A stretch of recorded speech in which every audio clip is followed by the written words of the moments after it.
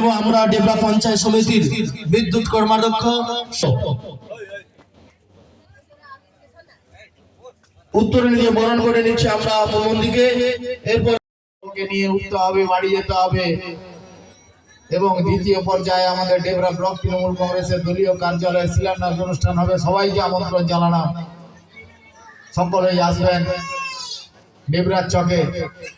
এই গুটি কয়েক কথা নিবেদন করে সকলকে পুনরায় আমার অন্তঃস্থল থেকে শ্রদ্ধা, বয়োজ্যেষ্ঠদের প্রণাম, ছোটদের স্নেহাশিস জানিয়ে আমি আমার বক্তব্য শেষ করলাম।